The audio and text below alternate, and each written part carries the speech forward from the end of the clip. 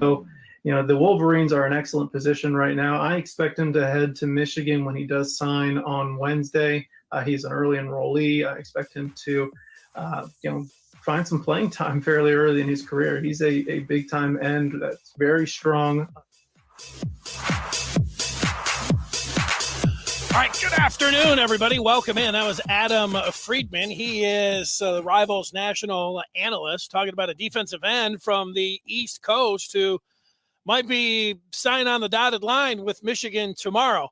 It's National Signing Day Eve here on the Maize and Blue Review. We're happy to have you along, whether you're listening on the pod, whether you're watching right here on YouTube. It's great to have you here. Signing day is always special and described as a birthday and Christmas all wrapped up into one.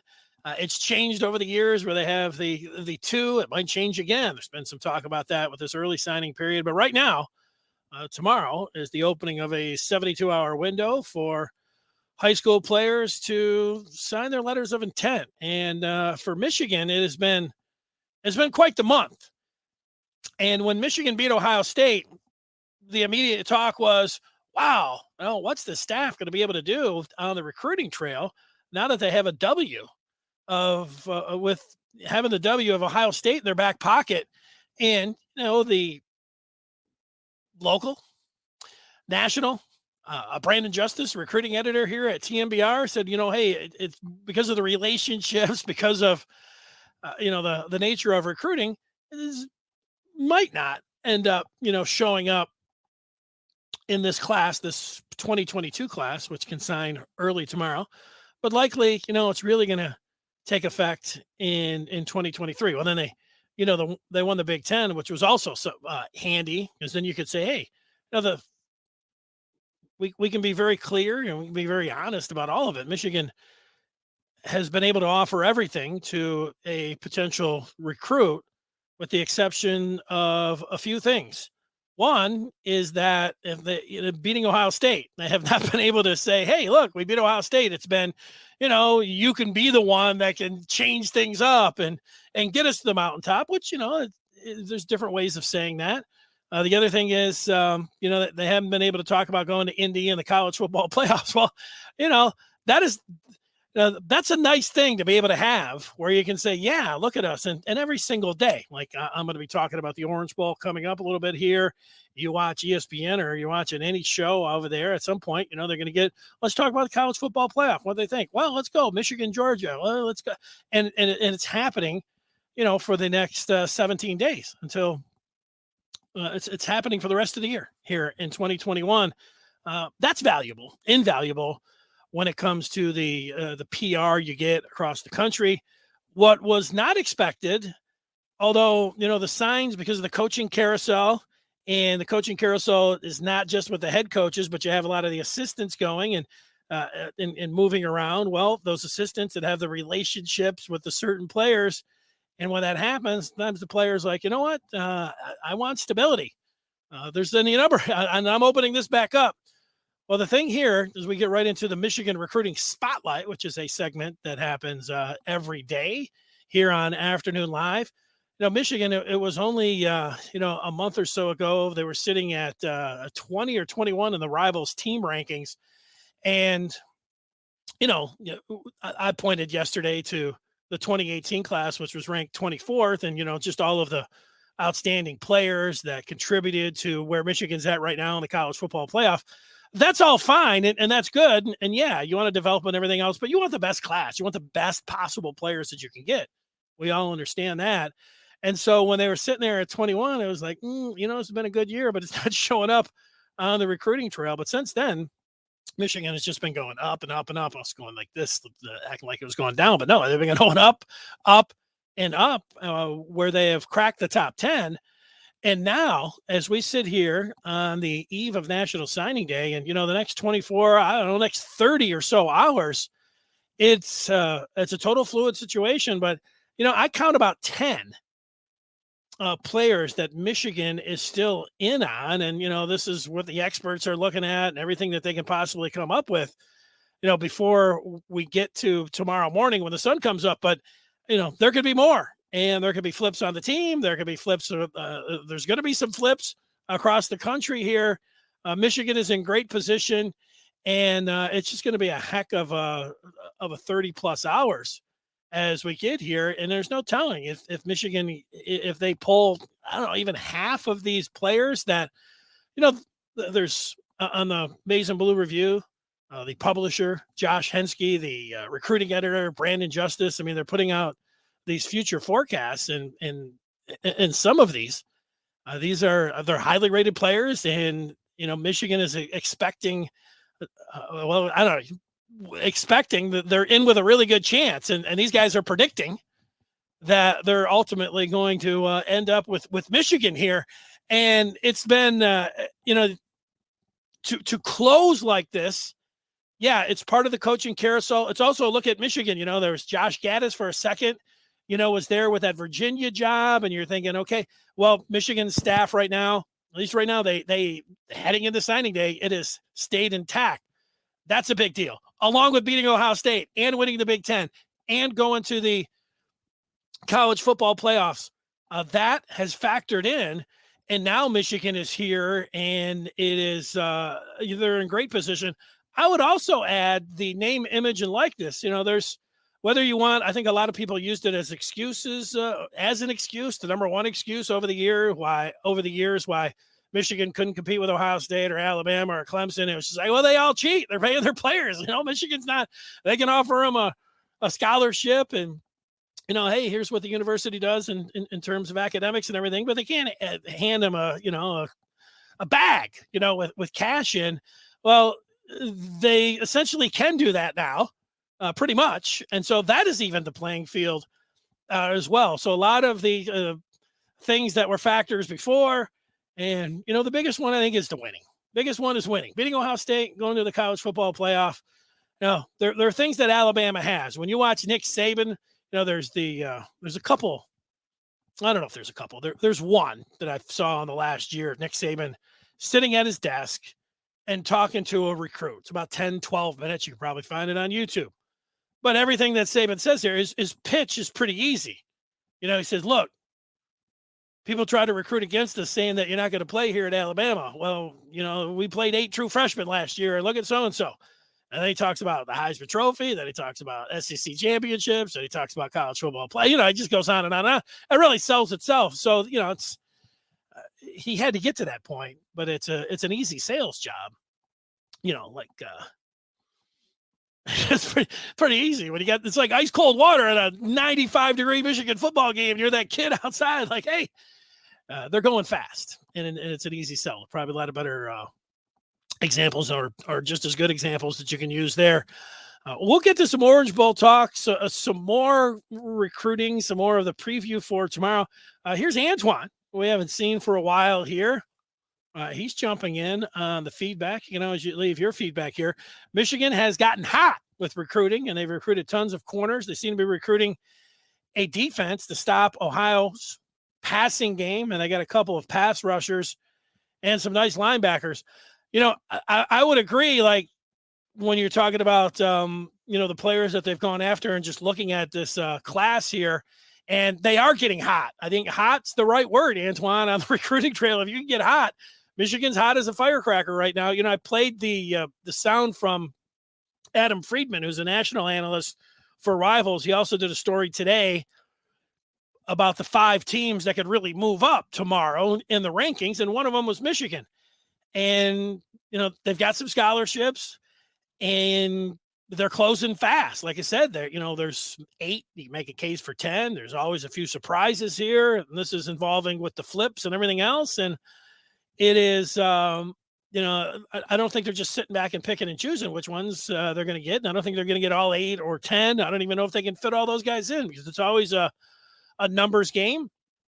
But they're in great position, and it's one of these things we anticipated, winning against Ohio State was going to be great. For a lot of it was going to get all the things that we've talked about, a chance to go and play in Indy. Now, the college football playoff, but recruiting, it might take a while. Well, it's closing fast. And what we've already seen for next year is that while Michigan is closing fast and hot, they're also opening up fast and hot too for next year. So, winning will do a lot of things for you. There's a lot of sayings about, winning cures everything, give me a winner. And you know what? It does. And it was like some of the smack talk that's going around, whether it's Desmond Howard or, this person, Michigan State, anything else, from a Michigan standpoint, you just sit back and you say, you know what? Hey, what was the scoreboard? Where are we playing at? College football playoff. And it's really the trump card to be able to throw, on an opposing program or a rival. And then, you see it seeping in and playing out everywhere. And in here on the recruiting stage here on the eve of National Signing Day. And, I remember last year, with all of the different coaching changes that were made. And, there are a lot of people that follow it. I don't say closer than me, but they do follow it closer than me, and I'd ask them, well, why are these guys going to make a difference on the recruiting trail? And, youthful exuberance, energy. No, these guys can really get after it on the recruiting trail. I've been around enough businesses where when you get new people coming in, they're always like, yeah, all right, we're young, we're exciting, we're cutting edge. And okay, I've got to see it, before I'm like, okay, here's another new staff, talking about the things they can do. But, the energy part played out on the football field. You talk to any one of those players, and what was the difference this year? They all talked about it being noticeable in spring practice. They all talked about the energy that those coaches brought. And, that same energy is also being talked about on the recruiting trail. I don't know, maybe if you're 35, that's going to give you the energy to, jump on that plane or drive that car, or just when you show up, you're what's this, bright-eyed and bushy-tailed, more than somebody that would be my age or older coming in, saying, a little, coffee or something. Maybe it's an energy drink. I don't know. But the staff here, and now that they're armed with everything, and the playing field is much more even when it comes to name, image, and likeness, and where Michigan may be with that also. I mean, that's a factor in. And then, but the biggest thing is just keep going back to winning, and just what has happened here. And you can see it with what Trepa is saying here. Aiden Hutchinson was the energy. Well, he was the energy, but you know what? Aiden was the one we've heard from over the last couple of weeks. It was asked. He was on the, we were playing that audio for you last week. We're here every day for you weekdays. And then after Michigan football and basketball games, every day, 1:00 go live. And, Hutchinson was the one that, came back and said it again. No, the energy, it's the energy from the staff. It was noticeable, from the beginning, and even going back to spring. And, Sharon Moore, I'll go to a couple guys that, I knew that Ron Bellamy, I was familiar with him. I had interviewed him. He was right down the street, so to speak, at West Bloomfield as a head coach. I rooted for him. A coworker of mine, Stoney's the PA announcer at West Bloomfield. He talked to Ron Bellamy a lot. I was talking to Stoney. I was, Ron Bellamy, a former Michigan guy. I was rooting for him. Then when he came in and, knowing his whole family and everything, I could see how Ron Bellamy would be not only an outstanding coach from what he has done at West Bloomfield, but also as a recruiter. I knew Mike Hart. I worked in Ann Arbor when Mike Hart was a player. Michigan Mike Hart is one of the most beloved Michigan football players of all time. So having Mike Hart back, and what we saw on the football field with Mike Hart coaching the running backs here, I mean, Mike Hart gets an A. Mike Hart gets an A+ on the sideline. Mike Hart is a recruiter. Mike Hart is a pretty personable guy as well. Another home run. Now, Sharon Moore, and I have to admit, going back before the season, and when they, they made the move to bring Sharon Moore and make him the offensive line coach, you know what? I don't know. Maybe it's a good move, but Sharon Moore, and you look at What? And we have some audio here that I'm going to play about the Orange Bowl. It's somebody else talking about Michigan's offensive line might be the best in the country. Michigan's offensive line, the way they came together. Michigan's offensive line against Ohio State. Michigan's offensive line. I mean, Michigan's offensive line has been fantastic this year. So, yeah, I'll credit the players. I'm gonna credit their position coach too, Sharon Moore. I mean, he's done a fabulous job. And I had heard a lot about Sharon Moore, like, well, they had to make a move with him and elevate him because he's such a dynamic coach and he's such a good recruiter that other teams are going to be coming after him. I'm like, well, is it really something that you want to put him in position as an offensive line coach? But he's known out there to be a closer and great on the recruiting trail. And, you take it for what some of the recruiting analysts and recruiting experts and what people say about him, but then you just watch some of the news conferences that Sharon Moore, when he stands out in front of the podium there, I don't know, you can practice it. You can, I'm talking about having charisma or, owning a room. Sharon Moore does that. He's got it. I mean, he stands up at the podium. You're like, well, this guy's pretty interesting. I mean, you're just drawn to him. Great speaker. And I can just imagine him being out on the recruiting trail. I'll go to another one of those recruiters. And I remember Mo Lindquist, who came over and was like, well, he's got some pro experience. He's going to be with the corners and everything else. He took the Buffalo job. And this was already after spring, and Michigan comes in with Steve Clinkscale. And everybody's like, Clink, man, Clink will get it done on the recruiting trail. I was like, well, what kind of corner coach is he? He brings a lot of energy. They're coming back and saying that again. All right, he's going to bring a lot of energy. He didn't have a chance to work with his guys in the spring, but I just look back and look how the corners performed this year and how they developed. And, Clink on the field, and then Clink, you talk to people in the recruiting world, they all talk about Clink. And I talked with Jared Irons 2 days after the Ohio State game. I had him here on Afternoon Live, and Jarrett went to the game, and then afterwards, I think went to the hotel where the Michigan coaches were hanging out, and he was like, "Man, Clink, he's a real connection there. Really liked him. Everyone he talked to is like that." So I don't know. I'm going on about it. I guess I go all the way down the list here about all of Michigan's staff here, but they do have something going together here.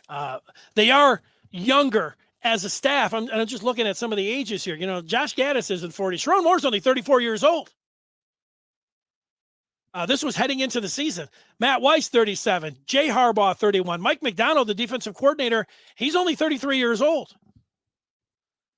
What are the rest? Clink's 43. He's the old man. Sorry, Clink. Sean Newa's 40. Ron Bellamy's not 40 years old. And George Hilo, the linebackers coach, guess how old he is? You're right. He's not 40. He's not even 30. He's 34 years old. This is all heading into the season. These guys may have had some birthdays here. Young staff that looking to make a name for themselves, and now they have everything going for them. They not only have, hey, this is what World News Report has to say about Michigan as a public institution. Here's what the NIL, this is what's going on.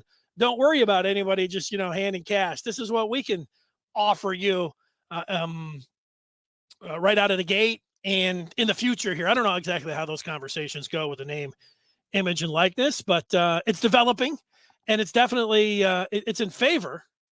It's better than it was. It's better than it used to be, because you couldn't offer anything. You couldn't offer any inducements. In other schools, yeah. Like, I didn't use it as an excuse. It felt a little bit like a cop-out overall to me, but you know what? I'm aware that other schools were, using cash benefits and giving players, all kinds of different things to play. So that's leveled it out a little bit as well. Exciting 30 hours to come here. Michigan sitting at with 20 commitments. If you're just stopping by, they are in the top 10, number 9 at Rivals team rankings. But like I said, up to 10 now players, and some very highly rated ones. I don't see any necessarily 5 stars there, but a bundle of 4 stars. and some future cast coming in. If you don't know what that is, this is where our experts, the Maize and Blue Review, when they feel good enough, confident enough about a certain player ending up at Michigan, they put a future cast in for them. Those future casts coming fast and furious from what I've seen over the last 24 hours from the big dogs at TMBR. Henschke, every time I turn around, he's posting something about a future cast. Every time Justice is on there, he's going on about, hey, how about this 4-star? How about this surprise? How about this coming in? So it is exciting, and it's a little bit unexpected. There's the part, like, now that it's all come together, we'll see how the next 24 hours or so plays out. But even after the Ohio State game, it's like, well, it's not necessarily going to mean that, this thing's going to heat up. But as Antoine indicated, and he's coming back here with another thought, that Michigan is hot, and they are hot on the recruiting trail right now. Antoine pointing out with recruiting, he doesn't think recruiting itself will be as important as past years because of the transfer portal. Michigan should have a transfer portal recruiter and pick specialized players from it. Antoine, I'm glad you brought up the portal, because the portal is a factor. And the one part where the portal is going to be a factor is when you start adding up all these numbers, you say, well, how come Michigan, they're shooting over 25 here. How many scholarships do they have? And, the answer is the fluid situation here. I'm looking, I have a board up here in the studio, and I'm looking at Wheeler, Mohan, Shibley, Van Sumeren, Paella, Villain, Reynolds, Faustin. That's 9 guys that I have counted. I might not even have them all up there. I wouldn't put this as hard and fast, but those are 9 guys that transferred out just on the defense last year. On the offense, there was Giles Jackson. Xavier Worthy was technically part of this class, right? Zach Charbonnet, last year's class. Milton, there's 4. Zach Carpenter, there's 5. Maybe I'm missing somebody. 9 on defense, 5 on offense. So, you're talking about 14 players that hit the portal. So you can expect double digits from, and you look and see who didn't play last year. Not everybody that doesn't play decides to, slam down a Dr. Pepper and jump into that portal, but a lot of them do. And, you get it. You're not playing, you feel like you can go somewhere else. You can go just like that. You can jump on in, put a 12-pack of Dr. Pepper, and, you jump in and you're off. So, a lot of that's happening. Think about Michigan and specializing in the portal.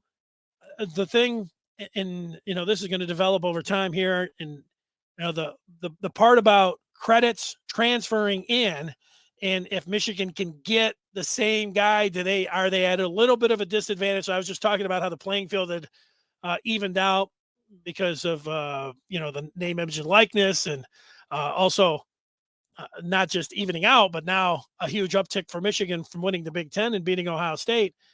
I do think, the portal is a spot where Michigan's behind a little bit, and they'll likely stay there because of credits transferring in.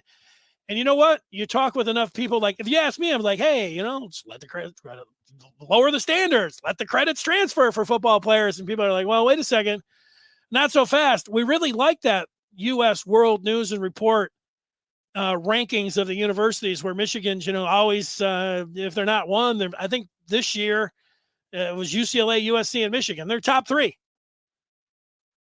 Students are proud of that, or alums are proud of that. Like, hey, the best public institution, this side of the Rockies, heck, outside of California. Yeah, that's used. Michigan likes that. And so there's a lot of people who are like, no, we don't want to bend those credit allowances or whatever else, because that could affect, and I don't know if it will or not. It could. But I didn't think about that when I was talking about the playing field even, but the portal, it's not, Michigan can get players, but it's not, they are at a little bit of a disadvantage there. I went on enough about that. We do have some more feedback coming in here. Here's somebody for, looks like a Russian bot. Here's Trepa. He's not a bot. What about the seniors with an extra COVID year? Will Michigan ask some of them to move on to make room for new? Well, that's a great point, Treppa. I mean, the one thing about that, and I don't know. I was looking exactly. So everybody last year, wherever you were at, it didn't matter. You got a bonus year because of COVID in Michigan. What they brought 2 players back that got extra years, and Hawkins on the defense and Vastardis as a center. Would there be anybody in that position this year that could come back? I don't know, somebody like Donovan Jeter. I'm just looking here off the top. Like Aiden Hutchinson, probably going to be the number 1 pick in the draft. He was a senior this year, but he has an extra year. Even though he technically could. And they would take Aiden Hutchinson back, but the chances of Aiden Hutchinson coming back are 0. Is there anybody else that's in a situation like that, looking across the board? Maybe. But maybe not. I don't know how many they do have in situations like that. I think everybody, Ronnie Bell probably could have come back anyways. Like he was a senior this year, but he got hurt in the first game. It could have got a medical there, but he doesn't have to.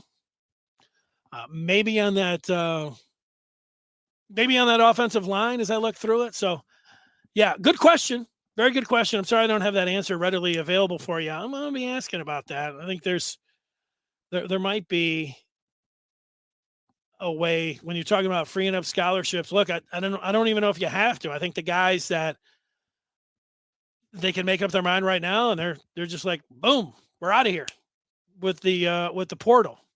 And I think you expect 10 guys to be hitting that transfer portal. I do have some audio, but I realize, we got the video here coming soon, as I've got some video capture equipment and the ability. I'll get those videos up along with the audio.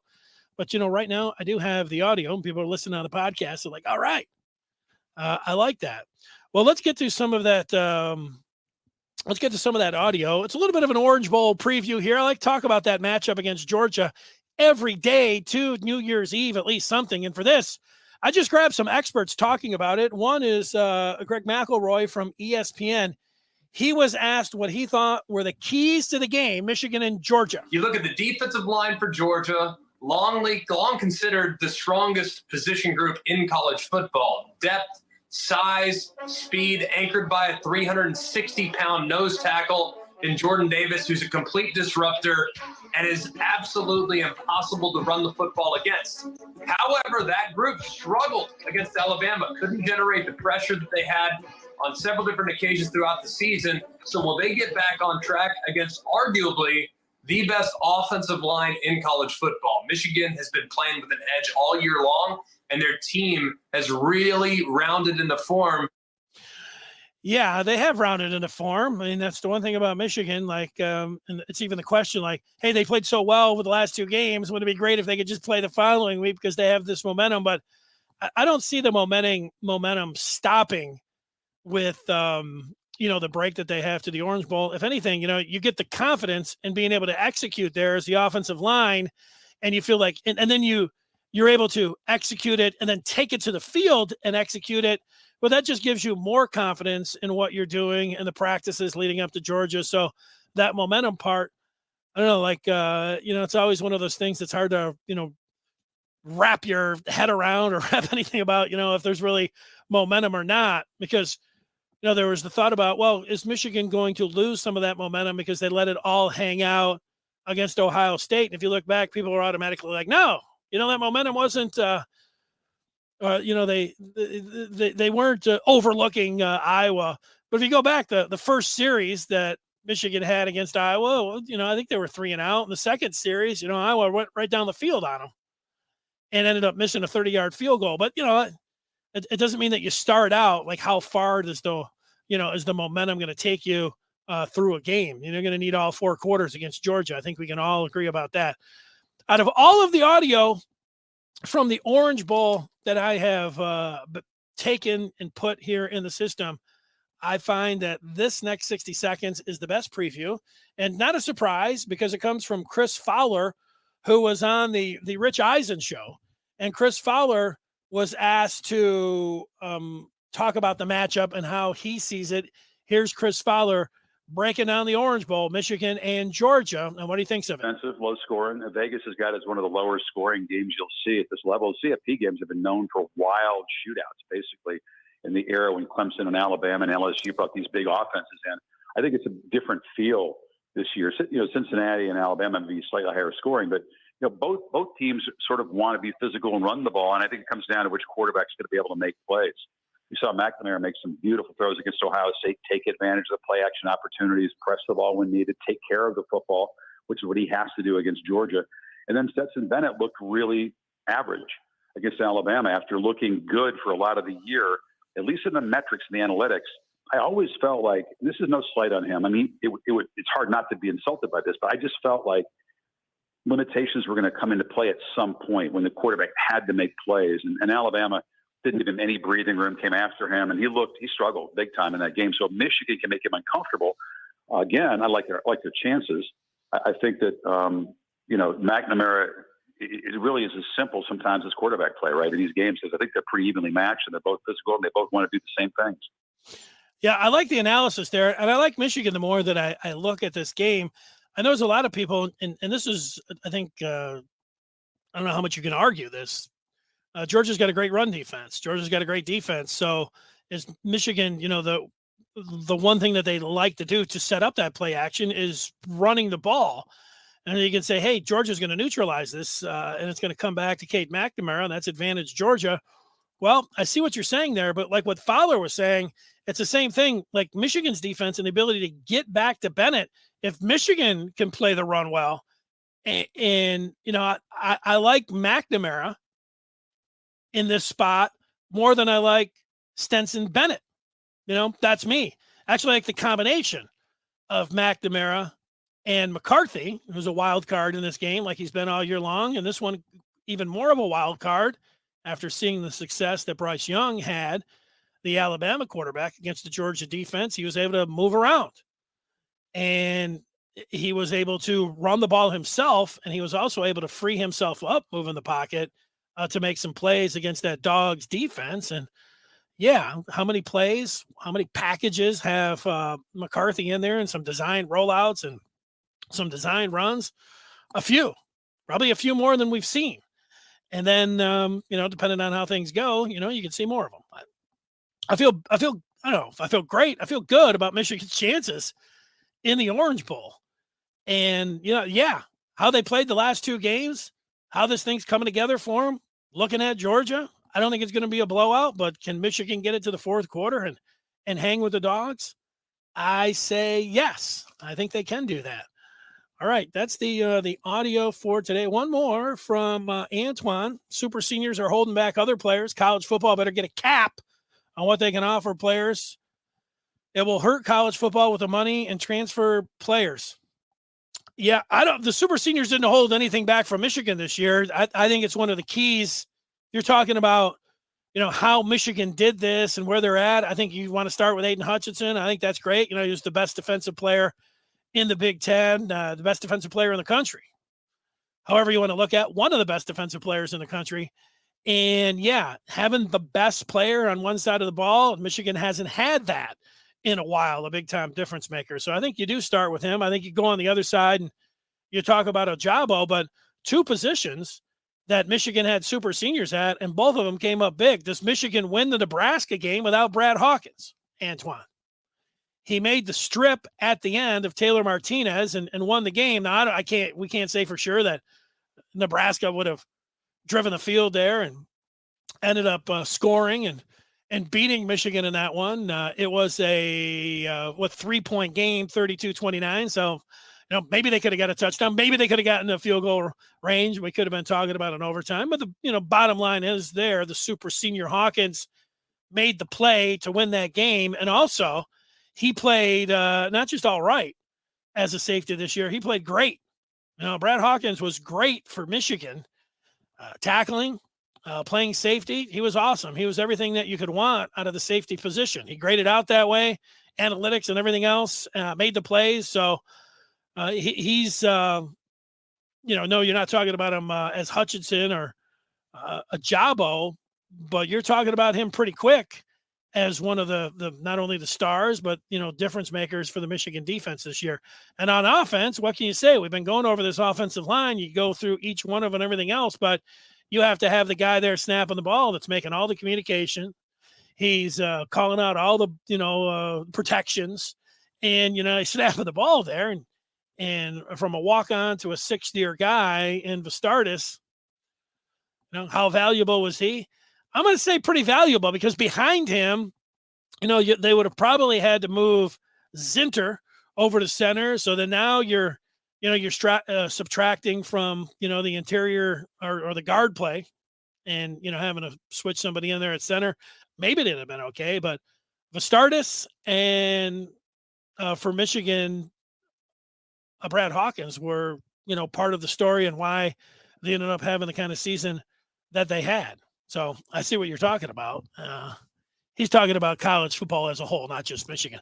Yeah, all right. I mean, but, the one thing you can do, Ant, why don't we go back to it? Like, it was the pandemic. I mean, there was a lot of things that went down that wasn't perfect, that was not perfect when you come and talk about, the game and what happened here. But so, we just have to deal with that. And we're still dealing with some things like that. All right. We did the recruiting spotlight. Also, every day we do the memorabilia minute. I usually, pull something up and say, hey, this is the piece of memorabilia that I have. Sometimes, a lot of times with memorabilia, it's the things that you had, but you don't have anymore. And I think you're on the eve of National Signing Day. I go back to 1995. There was a bar in Ann Arbor called Banfield's on the west side. It's not there anymore. But, Banfield had us come in, and we were going to do a National Signing Day extravaganza in 1995. And Banfield gave me a VHS tape. And on that VHS tape, it had the, 20 minutes or so of the 1995 Michigan recruiting class. And we played it over and over again, as a 4-hour show or whatever it was, the signing day extravaganza. We're bringing players on, and we hope to bring some players on here tomorrow and talk with them, future Wolverines with their letters of intent, coaches, players, analysts. We'll see what we can get cooking tomorrow. I'm ready for it. I'm ready for it right now. But I bring that 95 tape up because 95 was one of the great Michigan recruiting classes of all time. No, it wasn't ranked number one. The couple years after that, the Drew Henson, Hayden Epstein, I think they were number one overall that year. But if you just look at the 95 class, they kept showing this running back from Fremont. The video is footage from a running back from Fremont, Ohio, and you're watching him, and they said that, well, he's not going to play running back at Michigan. They'll play him at corner. And the running back from Fremont was named Charles Woodson. And you're watching it, he looks pretty good. It's pretty good tape, Charles Woodson. So you get the running back from Fremont, and then you got this skinny, didn't look like a very mobile quarterback out of San Mateo in California, Tom Brady. He's over there. I was like, all right, quarterback's always the glamour position. Here's another one. Here's, Brady coming in. We'll see, what he's all about. But, Brady and Woodson, and, it was Ty Streets. I remember Clarence Williams being in that class. Aaron Shea. Heck of a class, but they kept playing that tape. I wish I had that tape. I don't know how much film of that, even on YouTube, is around anymore. Maybe I just gave that away. Although, what would I do with a VHS tape? I have to find a way to. There's ways to bring that to you. All right, so that's the memorabilia minute for today. All right, tomorrow we'll see. I'll be here at 1:00 tomorrow, but if the recruits are available, I'll be talking to them all day long. So when they're available, just check out, hit along with the subscribe, the notifications there. And when it pops up, hey, he's going live. That means I'll likely have a recruit on, and we'll be talking with him tomorrow on National Signing Day, which is going to be great. And it already is. The way things are as hot as could be here for Michigan. All right. Thanks for watching. That'll do it. Good night, everybody. Have a great day, I should say.